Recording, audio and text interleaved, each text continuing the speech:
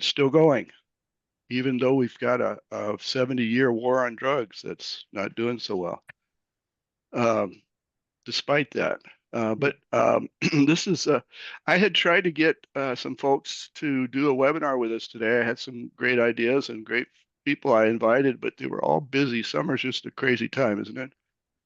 And then I thought, well, we haven't all gotten together and talked about what we're doing, and I think that's kind of been overdue, is my sense. And I got to keep an eye on this door, the waiting room, because people keep showing up there, and if I don't let them in, they don't get in. Mm. I wish I could just open the doors and leave them open.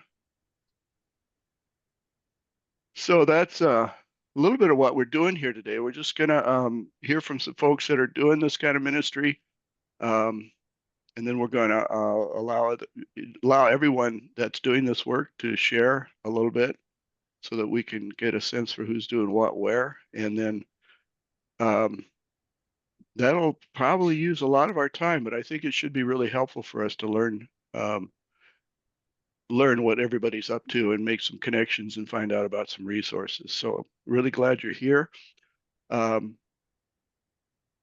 we're going to start with a prayer and then we'll take a poll. I have a poll ready for you guys. So get ready to get your polls to be a poll taker.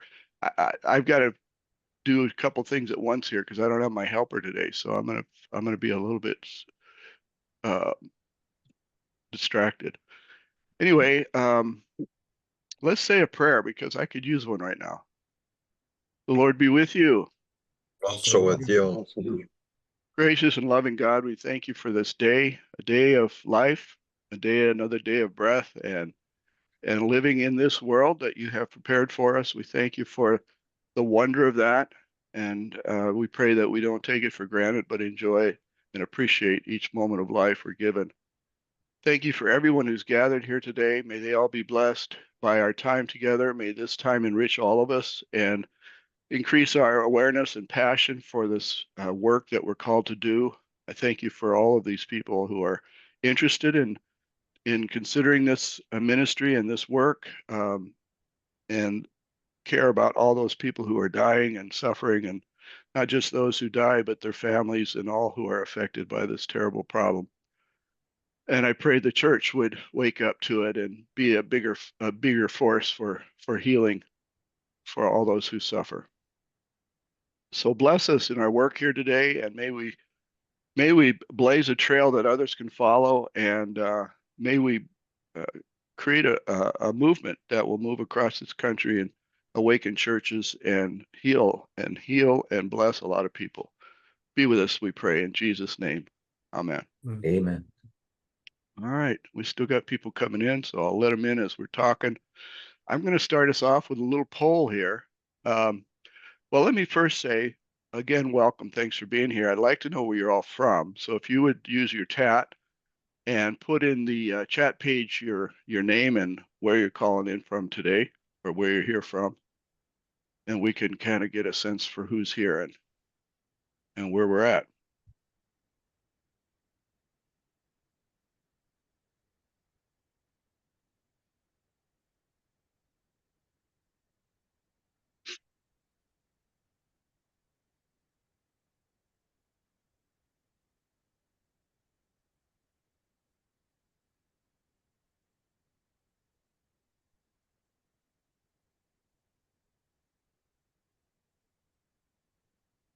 And as you're doing that,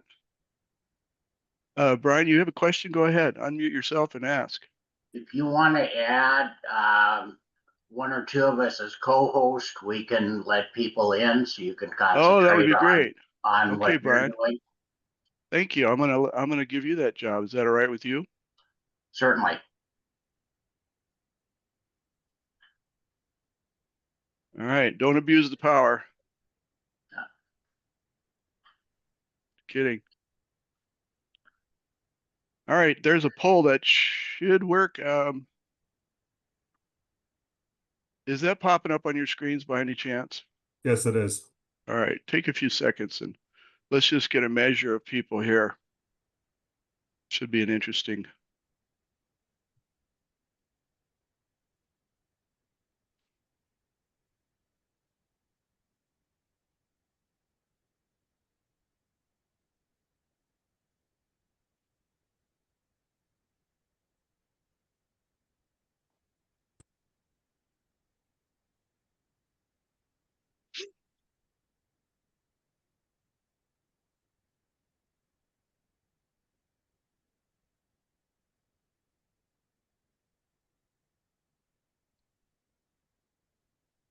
Are you able to take the poll? Is that happening? Can't It submit, is happening. we can take it, but when we hit submit, it doesn't go anywhere. Oh, You I'm getting have- some results. I think Okay, there's fine. more than one question. You Keep got to Yeah, scroll scrolling exactly. You have down. to scroll down. Yeah, have you to gotta scroll and answer answer several all. questions. Yep.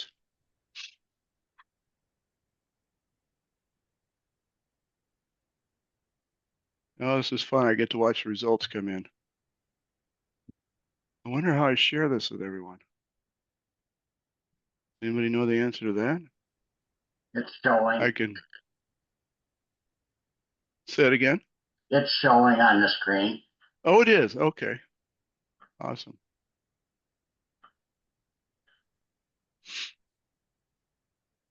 Is the result isn't showing on this, my screen. Is there some, Something you're doing wrong? probably? I don't know. It's the first time I've done this, so I'm learning as we go. I'm with Barry. It's not showing on my screen either, but I'm sure I'm doing something wrong too. I can give a verbal report back once the results are in. But Brian, you're seeing them? Yes, Because he's a co-host. He's a co-host. Yeah. Oh, I'll make you all co-hosts. I don't think I can do that.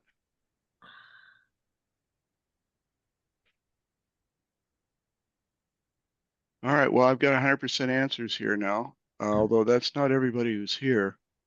I wonder if folks came in after we started this. 15% of you are senior pastors. There's no associate youth pastors. We're 0 out of 26. We've got 2 chaplains. We've got no deacons. We've got 3 spiritual directors. No seminarians, theology students. We have 7 lay leaders, 1 therapist counselor, 6 recovery advocates or coaches, 11 persons in recovery, 5 family members of someone addicted or in recovery, and then 5 other. And then 15 out of 26, 58% are in recovery and willing to share it. And what did you come hoping to learn or experience today? I'm just looking. It'd be nice if I could share this so you could see it, because I want you to comment on it. Ideas for addiction ministry, that was 54%. What other leaders are doing, that's 73%. How to start something from scratch, that's 5 of you, 19%. Where to get training, support, resources, 8%. Just came to listen and learn, that's 23%, a quarter of you. And then other is 8%. I'm not sure what the other is. And what is your faith community doing about the addiction crisis? Nothing at all, 16%. A few things, 48%, about half of you. Many things, 20%. Fully engaged, 8%. And 8% don't know. So a lot of you doing a few things. That's good news. How confident are you talking about addiction in the pulpit or the church setting? Not confident, 8%. Somewhat confident, 29%. Very confident, 58%. And don't know, 4%. And how confident do you feel about supporting people with addiction in your faith setting? Didn't get a lot of answers on that one. I only had 1, 2, 3, 4 people answered. So, oh, it doesn't look like there's a. Oh, I think it's the way it's scaled here. I think it's 92% answered. But what they did was they fell into the. I don't see how these are numbered. It's. No, I had more response than that. I don't know what these numbers mean. I've got 3. Number 3 has 1 vote. Number 5 has 1 vote. Number 6 has 3 votes. I don't know what those numbers correspond to, but the largest number of votes is the 10, which has 10 of them, 10 votes. I think that's everything. Anyway, any comments, feedback about what we're doing today, or about the poll we just did? Or maybe there's information you were hoping to hear today that hasn't been mentioned yet. My name is Nisha Stringfellow, and I just want to say that I'm grateful for this conversation because there is major stigma in the church, in many areas. And then there's stigma, that's attached with shame to even, bring about the, I guess the more of the conversation. So I'm just really appreciative for this because our organization is nonprofit and we are faith-based. And the churches we've been in, we have received a lot of feedback and some don't want to even welcome us in, depending upon which county we're working with. So Yeah, they don't want to welcome the conversation. So I'm excited to learn, glean, and offer anything if I can that's of value. I really appreciate that comment. I would say that I've been doing work with the Fellowship of Recovering Lutheran Clergy for 30 years, and have been really frustrated with the openness of the church to this topic. And it's just been a door slamming one after another until about when the opioid crisis started to blow up about 8 years ago. That's when we started this ministry and churches actually started waking up. So it is starting to happen, but we sure have a lot more to go.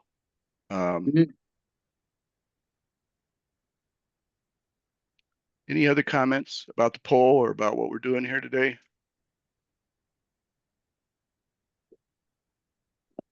Okay, I'm going to call on a couple people who I know are doing some stuff that you might find interesting. I'm not sure which one we didn't talk about who would go first.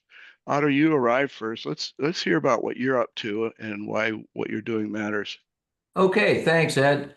I'm Otto Schultz. I'm a semi-retired ELCA pastor in Lincoln, Nebraska, and I work now with the Center for the Restoration of Behaviorally Impaired Clergy, which is a big mouthful, so we always just call ourselves CRIC. I'm going to say some things everybody here knows. Alcohol, drug, and mental health issues affect the work of all kinds of people, including clergy. What's different is that most professions have successful policies and programmings for dealing with those issues, and most churches don't. You can see that a pharmacist, for example, returning from several weeks of intensive treatment cannot be allowed right back into the candy store.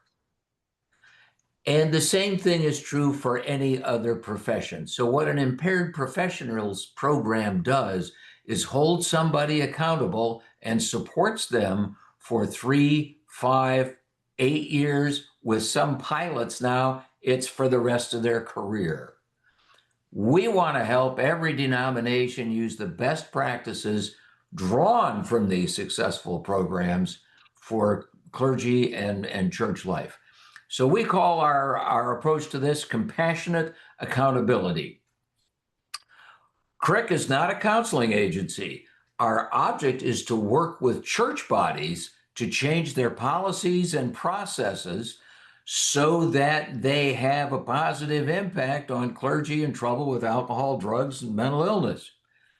The goal is for them to be consistently compassionate toward behaviorally impaired clergy, while at the same time holding them accountable for doing what they need to do about their impairment. Example, these are real life people, although they're disguised all to pieces. But Stan was a good pastor. Sadly, his frightening rages drove people away from the church. Tragically, he never connected his outbursts with the fact that terrified people, and that's why they left. Without proper policies, lay leaders could not work with officials or his counselor, and he had to leave the congregation. And eventually, because he drove so many people away, the congregation closed. Pastor Vicky, on the other hand, had an alcohol problem, and one of her elders was in recovery, and he knew where to get help so they could talk to her properly, and they directed her to treatment where she was successful. She returned to serve the church for another 7 years. They were compassionate. She was accountable. The elders were successful without the support of church authorities, but how many more Vickies could be successful? So if you want to understand our goal, well, it's more Vickies and fewer Stans. every church governing body is to be equipped. This is what we want. Every church governing body to be equipped to respond with compassionate accountability for behaviorally impaired clergy, while at the same time safeguarding the people they serve, live, and work with. So here's my pitch to you, and that is, we are seeking allies in every judicatory and denomination. You can be an ally and help CRIC connect with judicatory officials. And if Ed lets me, I'll put into the chat how to connect with us. So how am I doing, Ed? On time and under? Fine, but you're going to do that whether I let you or not? I suppose so, yeah. All right, go for it. That's great. How many denominations are doing really well in this department? There are 3 denominations. I'm not going to say they're doing well, but they do actually have some kind of programming, but it's much more limited than the impaired practitioners programs of other professionals and than the one we've developed. So, and I could go into great detail about that, but I want to make sure we hear from everybody. Yeah, well, I just know that we had a story this year of a pastor who had gone through treatment, was supported through that process, but then had a relapse, and then he was tossed out. So there was no tolerance for what is really a normal thing that occurs quite often with recovery as part of the process. It's very high percentage. Anyway, he got tossed out and was handled in such a poor manner that he just couldn't get over it. He drank himself to death. He died this year, and his daughter was very upset with the church for their lack of support and compassion, which is what happens. So I'm really grateful for the work you're doing. I think we could have that as a whole topic. I think maybe we did, didn't we? We did. Yeah, we did once. Yeah, we did. We did. Barry, what are you up to? Well, I'm Barry Lehman. I'm a retired Moravian pastor, and also now, after earlier this year, a retired alcohol and drug counselor. Spent the last 17 years at Mayo Clinic working with their program. Back when I got sober in 1988, after that, short story, after that, I decided to get a doctor of ministry instead of going for PhD or anything else like that, because I saw what I was doing and possibly doing as part of quote unquote ministry. My denomination and my particular congregation were open, ready to go, and willing to go. They supported me. I think we lost 2 members when I announced I was going in for treatment. After I got out, we did a short 2 Sunday workshops, and they ended very well, very positively. People talked about it. And at the end, one of them said, well, now we can go on to ministry with Barry. We're glad he's here. And that was pretty much where it went from there. And I had another 11 years there at that congregation and was well known in the community as a recovering person. As a counselor, I kind of stepped away from the ministry side of things, although as best as I could, I stayed in touch with our denomination. Since retiring, what I'm doing, I wrote a book several years ago called Mastering Recovery. I also have a website on that, and I'm developing a couple of things which I call a ministry. The goal of Mastering Recovery is for people who are beyond their first 2 years. There's a lot of resources out there, including the Center of Addiction and Faith and groups like CRIC. We need a lot more support from them, obviously, and for them. But what I'm going toward and what I'm doing is coaching and mastermind groups for people in long-term recovery.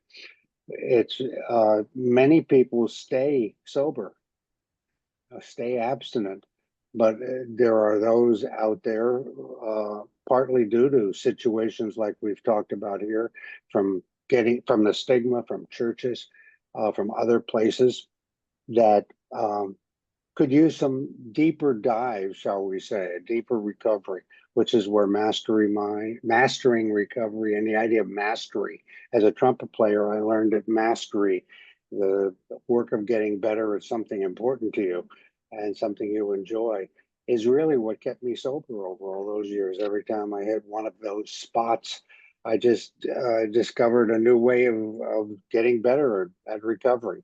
That's oversimplifying it, I know, because there's all kinds of ups and downs. Nobody, and I think this is an important piece for many people in the church to hear. Part of what Otto talked about there with relapse, but even before relapse happens, there's a lot of people who reach a point where they go, "Oh, is this all there is? Am I just going to spend the rest of my life going to meetings uh, and this is as good as it gets?" And the answer to that is no, it's not as good as it gets. You ain't seen nothing yet, is usually how I describe it. And that's what the work I'm trying to work, doing it in churches if I can, working with Center for Addiction and Center of Addiction and Faith to do more. I'm hoping to get a broader reach out there, and so that stigma, it can be eased up, and that the church isn't afraid. I think fear is often the biggest reason, and not to mention the old issues of sin and things like that, which are still around there. But when I think about what you're doing, Barry, it's one of the things that I found while I was doing this ministry in the church is that when we talk about doing addiction awareness ministry, most people immediately go to, oh, that's for people who are currently using drugs and need treatment. right, And what you're doing is taking people that are in recovery and helping them go further and deepen their connection.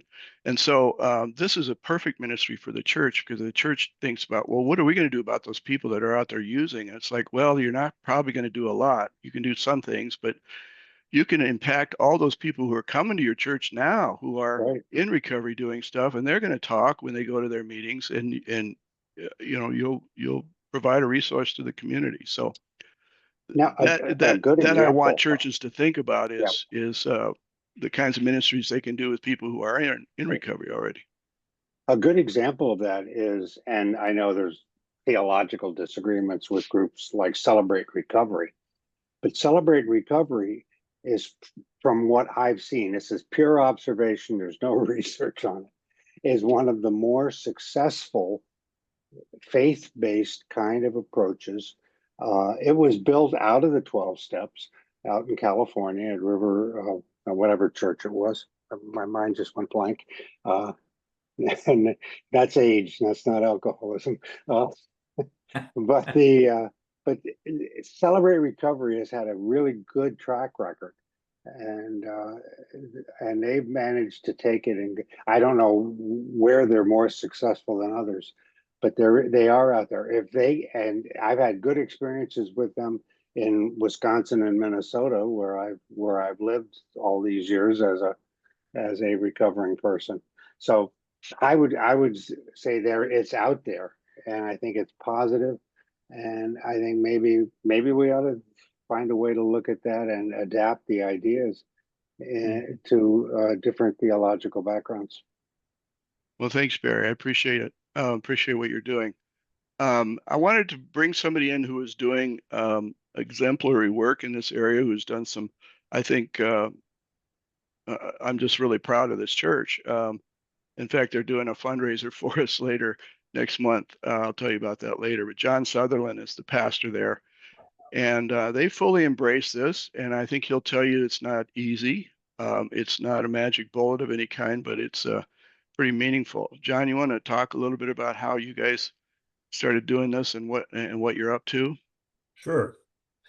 Hi, everyone. My name is John, and I'm a recovering addict, alcoholic, 23 years sober, and that's part of the story of our congregation as well. Cross Lutheran in Roberts, Wisconsin is, well, I consider it a small congregation. Others don't. We're 500 baptized people strong, and I am the solo pastor, although I have several part-time colleagues here. But I have to joke that the congregation called me because I am in recovery. Before they called me, they realized that in this part of Wisconsin, there was a huge meth problem.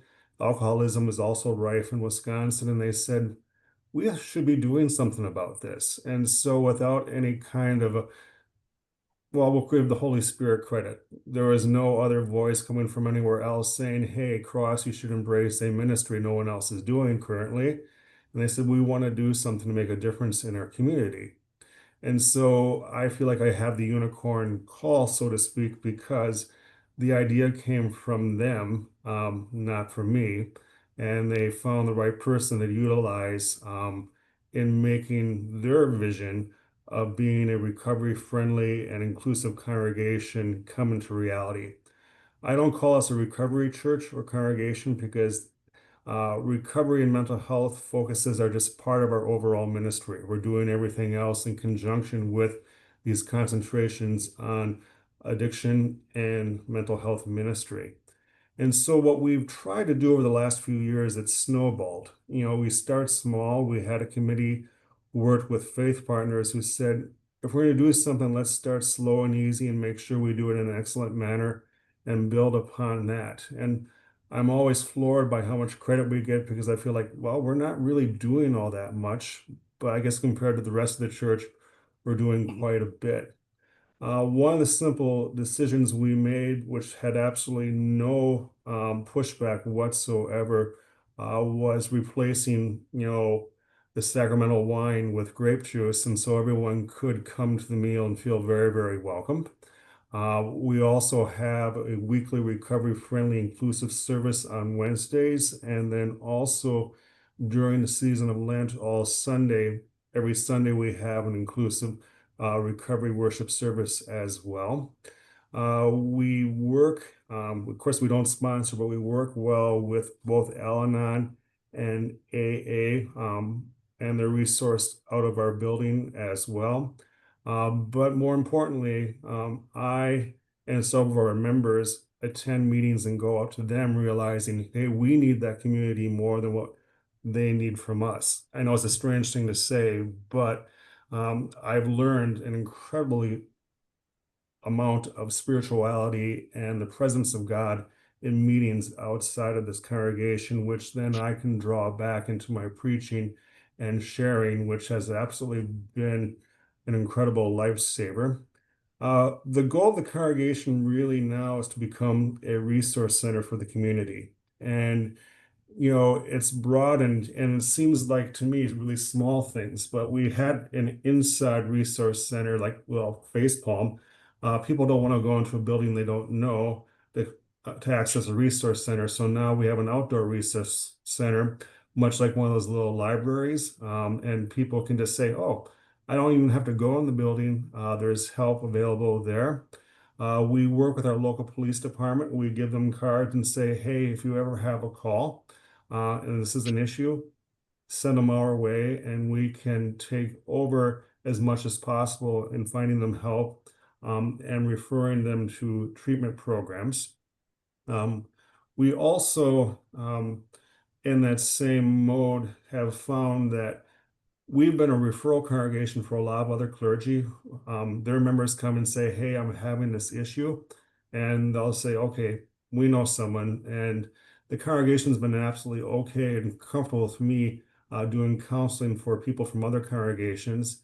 And I'm not an expert counselor, but being a person in recovery and also attending AA and NA, I can refer folks and just say, hey, this is where we're going to go. And there's a friendly ear that is, now accessible to other congregations within the area, which I think is really, really, very much needed. I like to have others be able to do that. But I think part of it, and this sounds arrogant, is that since I am a person in recovery, I can walk the talk and talk the walk. And I think it gives me some credibility where others might not have that in the eyes of a few people who are seeking help. I lost my train of thought where I was going to go next with some of our examples of what we're doing. But basically, we're trying to add things on with each year slowly and, making it snowball into something really, really much more than what we already have. I have to say that the congregation again has responded miraculously. We did change our church constitution. Instead of having an evangelism committee, now we have the rec committee, which and rec is I don't know, it's kind of funny because I forgot exactly what that means anymore. But we're focusing on mental health and addiction ministry. And so it was Recovery Evangelism Committee. That's what rec was. And so we have it in our church constitution that this is part of our identity. We want to reach out to people and welcome people as they are, no matter where they may fall on the substance abuse disorder curve. Active users are very, very welcome here, as well as folks who are in full-time recovery that, or have lots of years of experience behind them are welcome here as well. One of the things that we're struggling with, and it's not all pie in the sky, is that when you're a recovery-friendly congregation, an inclusive congregation, you have a transient community come in. And so a lot of times the judges here will just say, okay, they'll pass over recovery service as a meeting, for the requirements, or we have people who are coming in for 90 days, 90 minutes or meetings. And, so we have people who are anxious to see them. We love having them here, and then they disappear, which is okay. The only negative feedback I've ever received from anyone, and that was someone on our original committee, was saying, well, we thought our revenue would increase with all these other people coming. It's like, no, that's not going to happen. That's not what we're about. And so, if congregations do want to embrace a recovery inclusive, friendly place to be, you're going to have to realize as well that it's not going to be any kind of revenue gainer whatsoever. In fact, you're going to spend a lot more doing your ministry than what you're going to gain from, but the rewards are absolutely incredible. We've gained a few members thanks to our ministry. Not as much as, I always dream big. I was hoping that, this place would be overflowing be overflowing with people in recovery and their families. That hasn't happened. And I realize now, actually, by going to meetings that, the meetings offer a spiritual home, a spiritual component, fellowship, all the things that we think we own ourselves, but we don't. We don't have the monopoly on those things. And so slowly we're trying to figure out what, AA and NA and other groups do really, really well. And they do a lot of things really well, and try to incorporate them into the life of this congregation. Again, while trying our best to cover all the other facets of being an ELCA Lutheran congregation, because there are other things going on besides recovery and mental health ministry. One thing, though, we find very, very important for our identity is, and Ed mentioned it, is we have to give. And so part of our calling is also to support others who are helping us in our ministry. And so part of that really, really is saying, okay, how can we help the greater, wider church in their ministries? And I can't think of a better option than support the Center of Addiction and Faith. And if there's any of my colleagues from the Synod on here, well, I'm sorry, but I used to be on Synod staff in the Northwest Synod of Wisconsin, and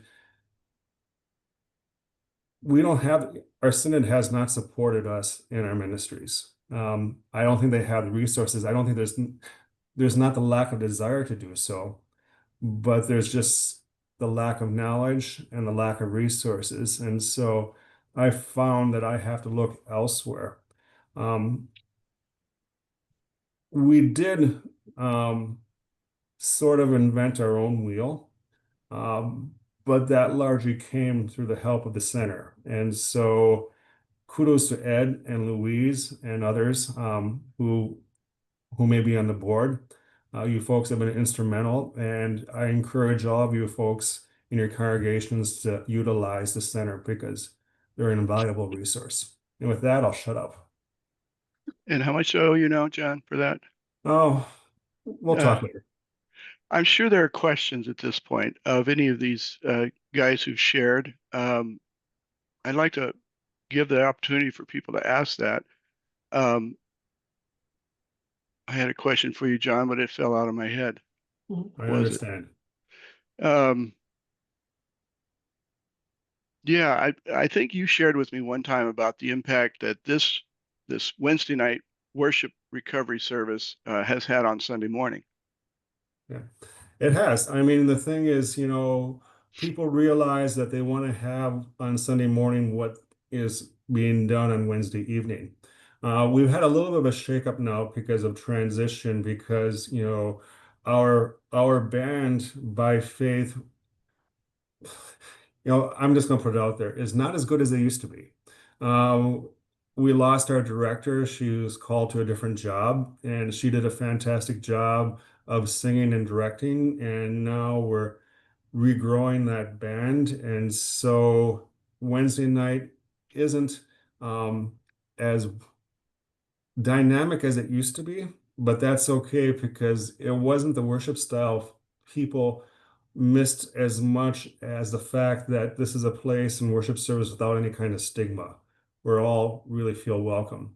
And that's why every Sunday now, our communion is with grape juice, because we did have people who attended Wednesday actually transition into Sundays. And so I don't know if it's a matter of they prefer traditional worship liturgy as opposed to the recovery-friendly worship liturgy, or if it's timing, but it's interesting because, you know, we've had quite a few people who started on Wednesday end up coming on Sundays.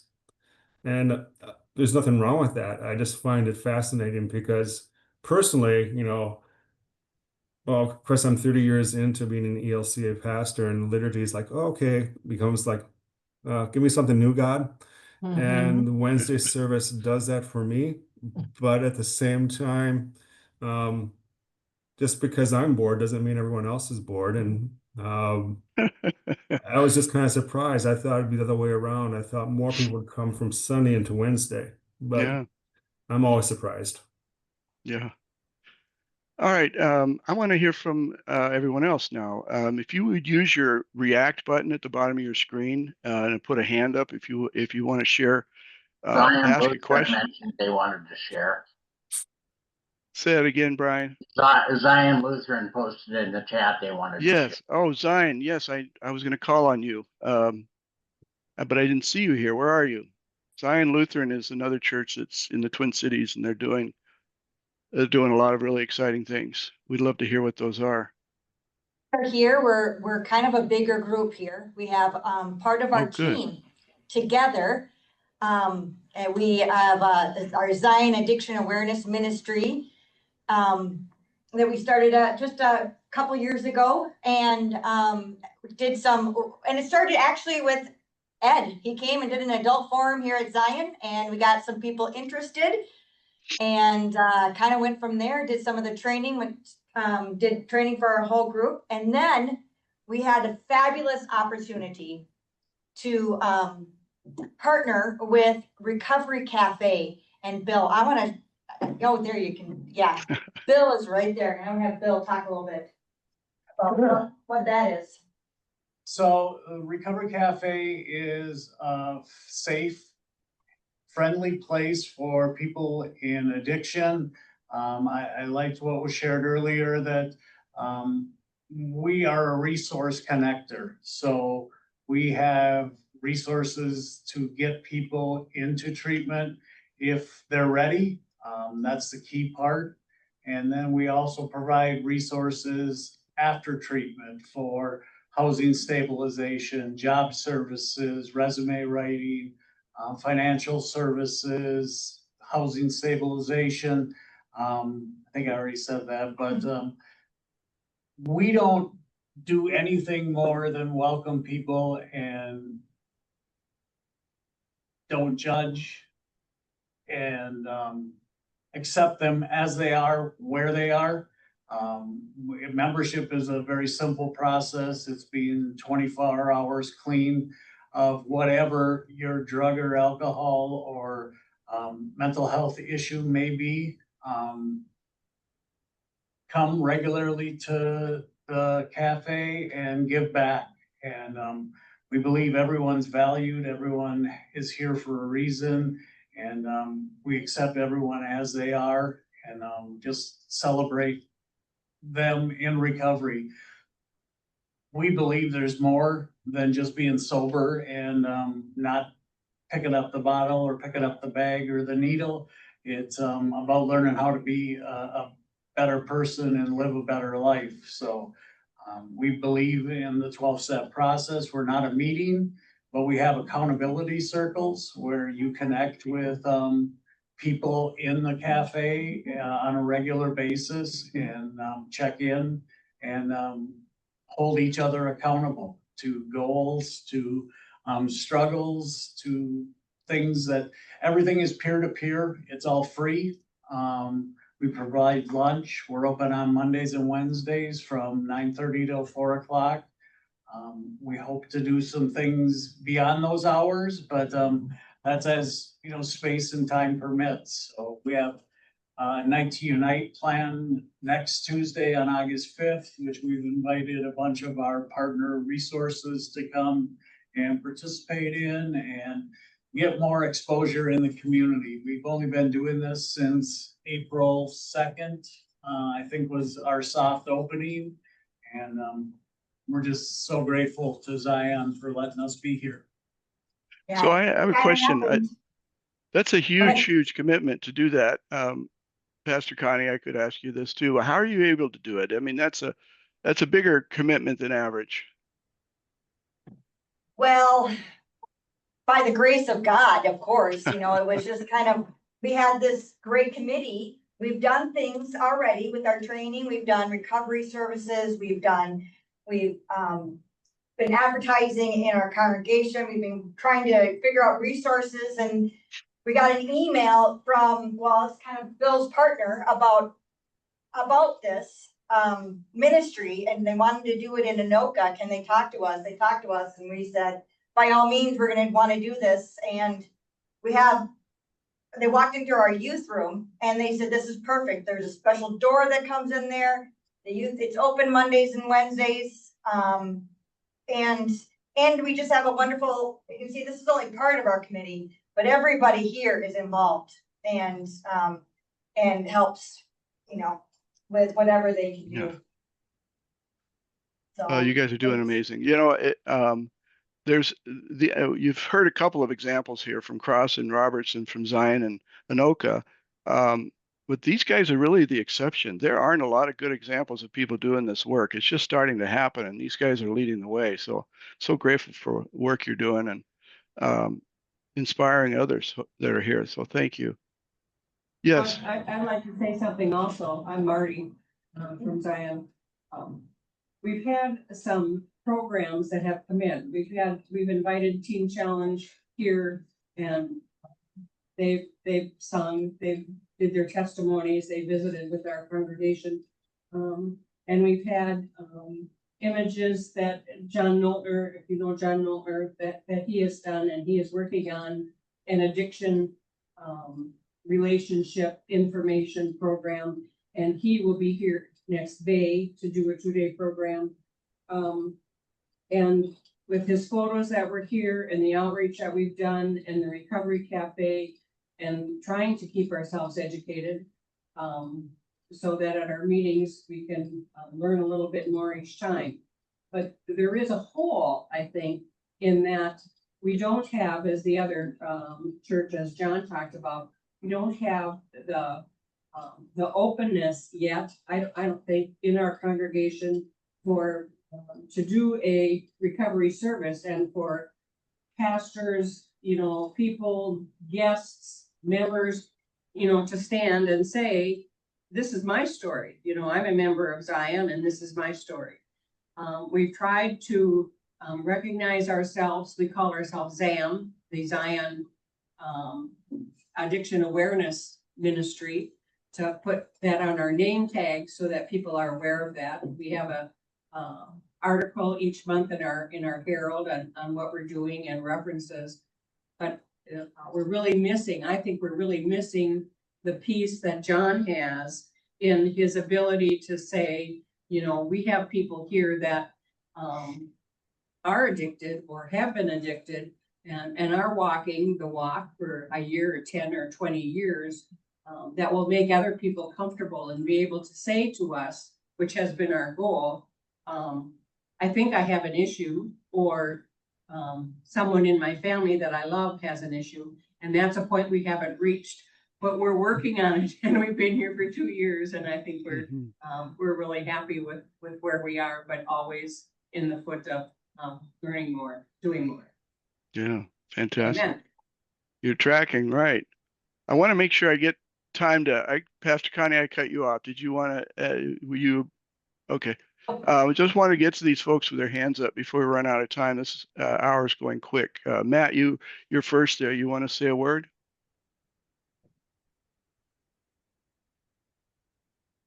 Where'd he go? Matt? Wonder if he went to unmute and deleted himself. Matt, where are you? Here. I'm here. Oh, Can there you hear you me are. now? Yeah, Okay. gotcha. Sorry, I just wanted to of course, I am not in the same area of the country as most on here. I am in Tennessee. We have a ministry that out of First United Church in Oak Ridge, Tennessee, that really started out of tragedy. We had lost 6 church members had lost children to drug overdoses in our congregation. One of the families had saw it coming for many years and had taken out a life insurance policy, and they came to the church and they said, this is what we would like to start. We would like something done. If you don't want to start a recovery ministry, then give it to someone that would. And that's kind of where I came in. And I don't think she's on here, but we had a wonderful resource that I'm sure many of you know, Caroline Bidler, who was moved from Wisconsin to Tennessee. And so Caroline kind of put together a blueprint of what the ministry would look like. I had done some work with her with Mobilize Recovery, and that's where I came in and lived in Oak Ridge and grew up in Oak Ridge. So we kind of went around and tried to figure it out. And I'm also a person in long-term recovery as well, and tried to figure out what the needs were. So we did needs assessment. And what we really came in with was, how can we fill in gaps? How can we meet people where they are, love them where they are? And it's really been a beautiful thing. We have speaker meetings and a prayer meeting that happens on Wednesday, where local treatment centers will bring their participants. We usually bring in someone from either Celebrate Recovery, NA, AA, or a family perspective. We do a lot of community building, cookouts, things like that. We've become partners with many organizations in the community as far as the drug coalitions. We hosted Mobilize Recovery last year. We participate in area faith-based, bringing the whole faith community together, or the ones that will participate. And we have separate women's, men's groups and family support. We're able to pay for people to get into sober living. Do referrals, just pretty much, if people need Narcan, we have Narcan distribution. I go around to the local hospitals and do just basically try to humanize addiction is the whole goal. And basically we just try to get out there, whatever we can do to help the problem. A typical day always looks different. It might look like going to court with someone. Yesterday, we were able to get a judge to reduce some old court costs that were standing in the way of a woman getting a driver's license. And just by us showing up, even though at one point I was in the judicial system myself, being there as a representative of the church, the judge reduced $1,500 and ladies able to get her driver's license back. We have other ministries that organically it's kind of came together, like a community meal that happens to be a meeting spot for individuals that are unhoused, and they meet their caseworkers there and get a meal while they're there. And we had a warming center last year, and a lady came in right at the end of it. And I could certainly tell something was wrong with her, but we welcomed her in and we were about to close up, but we got her something to eat. I suspected it was a domestic abuse situation. I was trying to get her to another agency that deals with that, and she refused. But about 2 weeks ago, she came back in and she said, "Do you remember me?" And I had no clue who this woman was.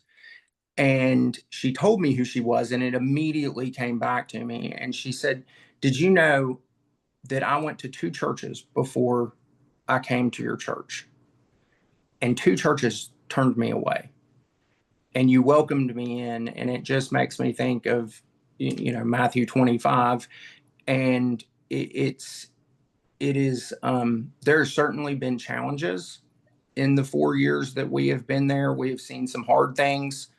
But the beautiful things have been like the 2 items I just mentioned.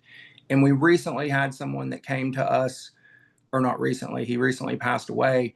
We had a gentleman come to us that first came to us from the community meal, went through recovery, became a church member, created this community within the church, and he ended up getting stage 4 cancer.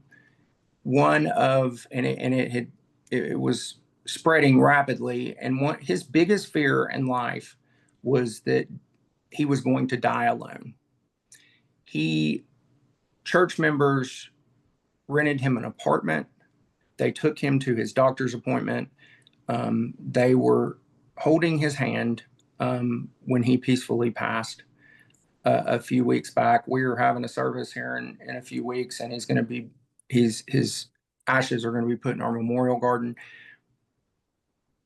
But to see that and watch it is just a beautiful thing, because most of them, the people that were helping with this man, were not people associated with recovery. So it is just, it is spread, and you can see the love of Christ going on. Yeah. It's constantly. amazing. Is that all you're doing? I'm kidding, man. No, but at the same impressive. time, I'm a All right, full-time staff. what's your faith background? Are you guys? We're a Methodist church. Okay.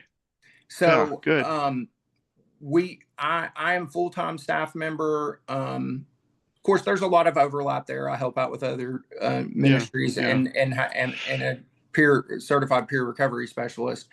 And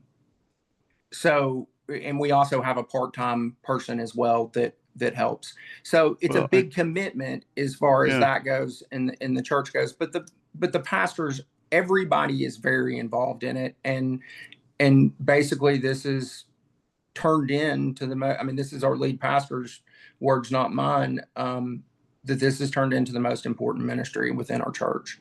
So the challenges are always the ones that we've heard: jobs, housing, transportation. And in our case, funding is staffing's the hardest thing to do. So, but thanks, Matt. That's tremendous. I'd love to know more. I put my email in the chat page. I'd love to connect with you and learn about what you're doing. And that Tennessee has some of the best networking between faith communities in the country that I'm aware of. You've got somebody working for the governor there whose job is to do that, is to connect faith communities. Sure. And they're great as far as helping there. Yeah. Absolutely. I want to jump over to Grace. Pastor Grace, you got your hand up. Hi, everybody. My name is Grace, and I'm an alcoholic, 7 years sober. This is Glenn, and we are here in Paducah, Kentucky. Last summer, Glenn had, when I was pastoring St. Matthew Lutheran Church here, Glenn had an idea to do an addiction and recovery month at the church. So we actually developed a curriculum that we piloted with the church, and then what we did in our last Synod assembly, we're in the Indiana Kentucky Synod, we did a training on the curriculum and a harm reduction model for congregations who are looking to begin the process of being a recovery friendly church, not the official, but and so we gave a workshop, 2 workshops at Synod Assembly, and then we've been asked to other churches to kind of do a harm reduction model and present that, and then we do a Narcan training along with that. So that's what we do. Nice. Well, so is that at your current church, or was that at a Well, previous? I'm a chaplain Right. now for I knew Siemens that. Church, so I'm not serving a congregation. So now we have the luxury of going around to different churches and be there on Sundays, Okay. and we can Yeah. do that. So Very nice. Yeah. Oh, that's awesome. I didn't know that story. It's glad to yeah, hear so if anybody wants the curriculum, I could send it to you, Ed, if you it. want it or Sure. something. Send it to me And and it's I I'll think it's a 5-week, 6-week, 5 weeks. a 5-week curriculum. So it's an easy way to just roll out these themes and Sure. these ideas and how to have it in your congregation without doing this major overhaul for your whole Yeah. community. Just a starting place. So Is there a name of the curriculum? It's not available anywhere but you, right? no, we just made it up. So it's Okay. destigmatizing addiction and recovery in congregations. So we will get a copy of that and we'll put it on our phone app. So if you don't, you'll need our phone app to download it. And I could put it on our website, but I'm not sure I really have a spot for it right there yet. But I'll put it on our phone app. And if you don't have the app, now's your chance to get it. Go to your app store and look for Center of Addiction and Faith. It's free and it's loaded with resources like curriculum and sermon ideas and news about addiction and where to get help and just on and on. It's a very impressive free resource. This is taken more time than I thought. Of course, I gave the microphone to clergy, so that's usually a recipe for disaster. But One more I hand. One I more want hand. to. Yeah, I know Jeff is there. I want to do. I want to give him the opportunity to share, but I got to get these announcements in before I let people go. So here's what I'm going to do: is I'm going to share the announcements, and if you need to leave after that, please feel free to do that. I want to give permission to do that. But anybody wants to hang on and talk a little bit more, I think there's more that can be shared here. So I think it'd be worth it for those who have the time and would be interested. Just a couple of quick announcements. Next month, our webinar is on the 26th. It'll be a Tuesday instead of a Wednesday, and it'll be about our growing gambling problem with Susan Sheridan Tucker, who's well-versed on the subject and will surprise you with how bad it really is. We have our conference planned for October 23rd. It's called Becoming a Recovery Friendly Church, and it's all about preparing folks to do this work. And then we'll be doing a training event this fall called Addiction Ministry 101. Be watching for that. Otto Schultz will be the teacher. He's taught this before, and he's really a gifted teacher and covers all the bases. So you want to look for that as an opportunity to grow and deepen your knowledge. I'm working on a book right now. It's called The Lie That Kills Us. We all have elephants. It's about denial. It's about the Bible. It's about recovery. But it's everything that I've been wanting to write for the last 2 years. I'm finally writing it. But I've got a Substack that I've started writing devotionals based on the book that's coming out. If you're interested in knowing when that comes out, let me know and I'll put you on a list just to advise you when it's being published. But it's getting closer. And then I'm going to close with a poll, an exit poll. If you could take the time to do this real quick, if you're leaving, I'm going to launch it right now. Just a couple of quick questions before we go. I'm hitting launch and it's not launching. Are you seeing it? Nope. All right.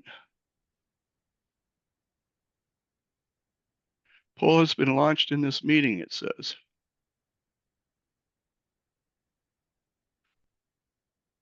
Oh, okay. I had to end the one before I could start the other. Okay. Go ahead.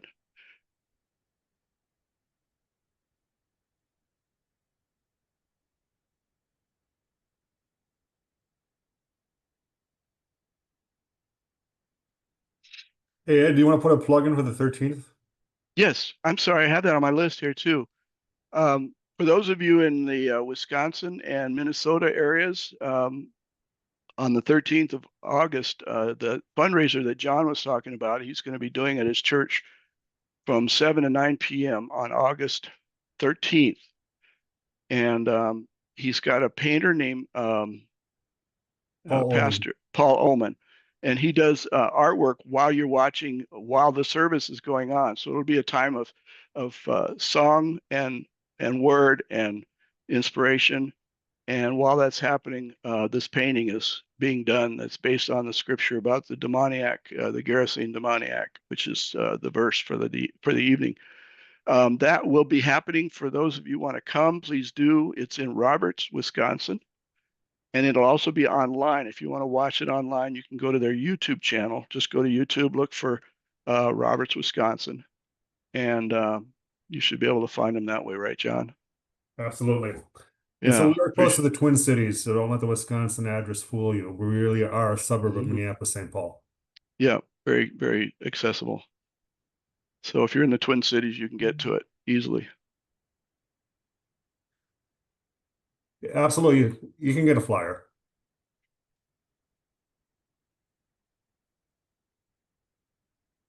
All right. I'm going to say a blessing for those who need to go. And if you want to stick around, I'm going to listen to hear what Jeff has to say, and anybody else. I think there's several others that I could call on that I know are doing some good things. So please feel free to stay too. May the Lord bless you and keep you. The Lord's face shine on you and be gracious to you. The Lord look upon you with favor and bless you always. Amen. In the name of the Father, Son, and Holy Spirit. Okay, Jeff, sorry to make you wait. No, that's okay. So I'm kind of new to your group, and I'm probably going to be maybe different than all of you. So just really quick background. My journey into addiction recovery was with my son. He was struggled with addiction for about 22 years. He lovingly calls it the smorgasbord of addiction. He was addicted to anything that he could put in his mouth with the exception of alcohol. In and out of treatment centers. And about 3.5 years ago, he called me up and once again, Dad, please take me to detox. I did. And then got him into a program. By the way, I'm in Arizona, Peoria, Arizona. And the first opportunity when he was in that program that he could call, he called me and he said, Dad, you're not going to believe this, but I found the program that's going to work for me. You need to look at it. And, you know, after 22, 23 years, I'll look at anything that will help him.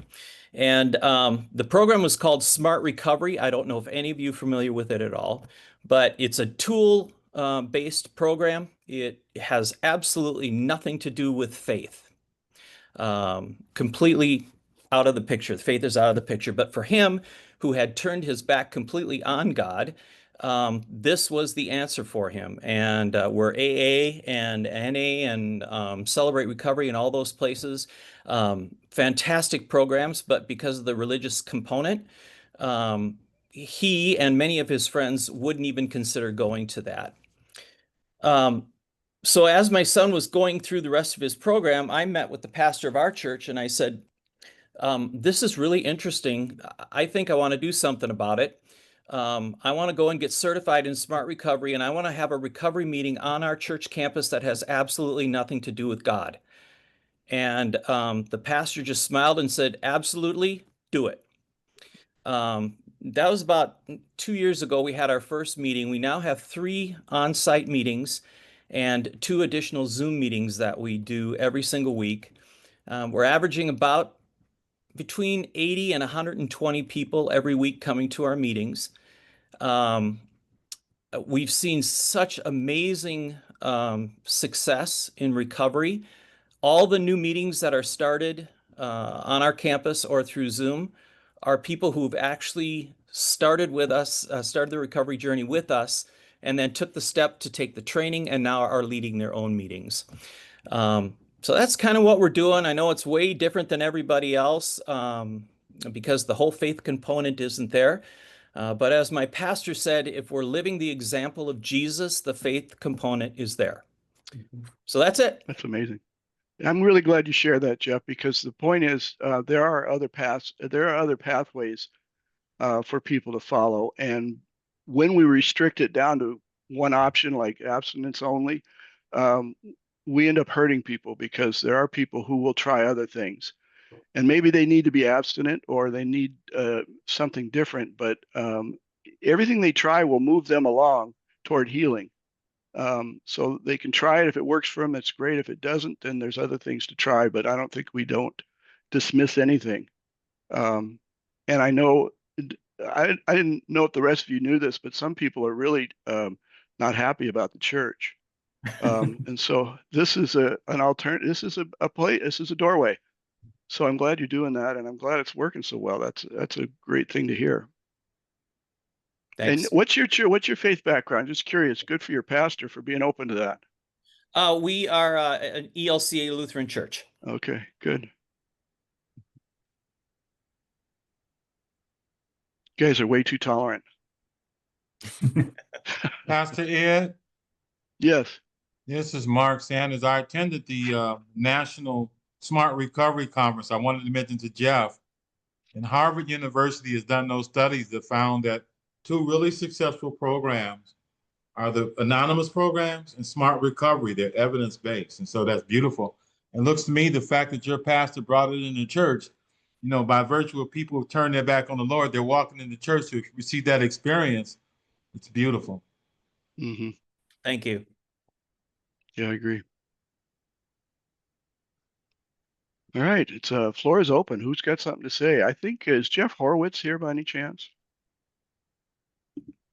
From Safe. He is not, but he is my boss. I'm the yeah. I'm Rachel. good.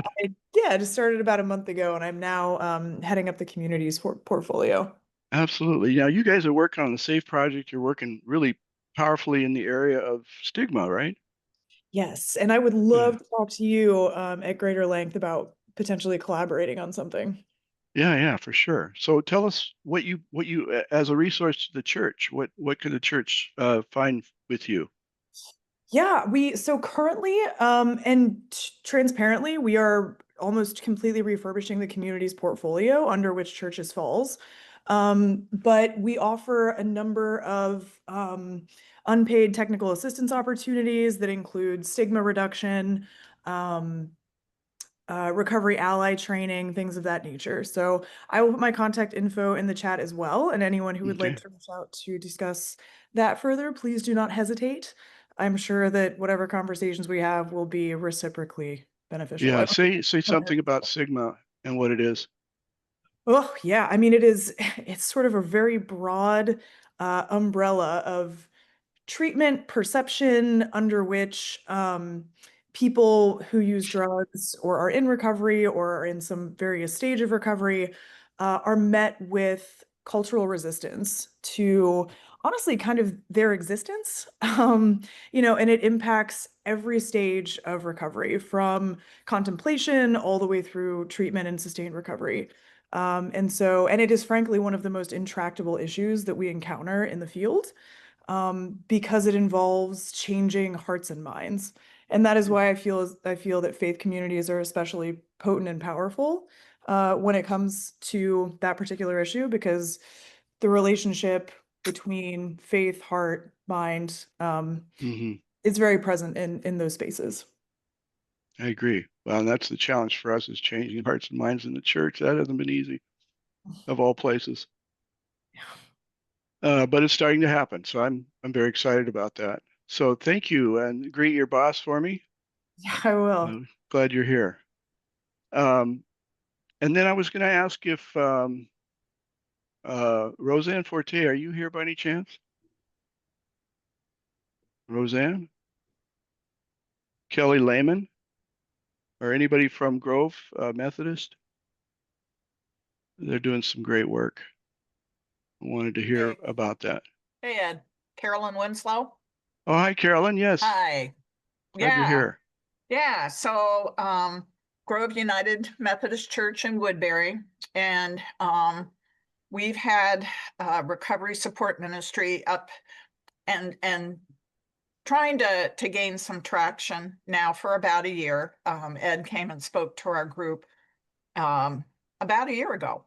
And I had put into the chat that we are going to be a naloxone access point. Our welcome kit is on the way. So we're going to get to do that in the community so that people know that the Grove is a place where they can go for harm reduction for that naloxone. We've had a training. We've stalled out a little bit. When we started, well, first of all, I'm going to back up. Pastor Kelly Lehman is our pastor, and it was huge to have the support of the pastors in getting this ministry started. We began last December with a congregational survey that of an attending worship of about 240 people, over 100 people completed the survey. And what we learned was that 2/3 of the congregation have been impacted some way because of either their own substance use disorder or that of a loved one's. And we were also talking about, food, gambling, technology, other types of addictions. And with that information, then our pastors went into a 7-week sermon series to talk about various aspects of substance use, including the impact of families. So my daughter and I shared our stories as part of that sermon series. We had other people who are in recovery in our congregation share their stories. And we are also trying to start a loved ones support group. We've hit the point where I think we need to do a little bit more with education and awareness. Our pastors are great with all of this. There's still that stigma and shame that makes it hard for people to say, yeah, there's someone in my family who is dealing with an SUD, or I am myself. So it's going to take time, and we're patient, and we're just going to keep at it. So now we are looking for a curriculum such as the SMART curriculum, which I've taken a look at and looks to be excellent, and perhaps bringing that into the congregation. Nice, very nice. Well, you said it stalled out a little bit. Has anybody experienced a ministry in the church that has stalled out before? Church is really notoriously hard to establish and sustain a ministry over time, and it really takes good leadership. So I'm glad you're there making it happen. Yeah. Thanks, Carolyn. Let's see, who else do we have here? Is anybody here from the Savannah Interfaith Coalition, Carol Pine, or anybody with that group in Savannah? So I know, just tell you a little quick story about, she was in, Carol Pine was in Minneapolis, and she was on an addiction awareness team in her church, and they got training through an organization called Faith Partners. And they were doing addiction awareness ministry in their church. And then she moved to Savannah, and there aren't a whole lot of Lutherans down there. And she found a Lutheran church, but it was pretty tiny. And it wasn't really a church big enough that could do addiction awareness ministry. But she felt so passionate about it, she gathered all the faith leaders in the community, and she tricked them by saying, could you come and advise us? Really what she was planning to do was to advise them, but she brought them in to talk about addiction and what faith communities can do, and wanted their advice. And so they all showed up, and she's talking about all the faith leaders, not just the Christian ones. This has got Muslim and Jewish leadership, but she's managed to gather all these pastors, and now has got this thriving ministry that's community wide, and it involves many faith communities. And it's just a very inspirational story. And she makes that happen, and she made it happen, and keeps it going. But I hope to do a webinar with her one day. Any other hands going up? Anybody else have any comments before we close up? Well, I want to thank you, disciples of Jesus Christ, who are here because you care about suffering people. And I can't think of a ministry more needed right now for that. Thank you. Thanks for being here.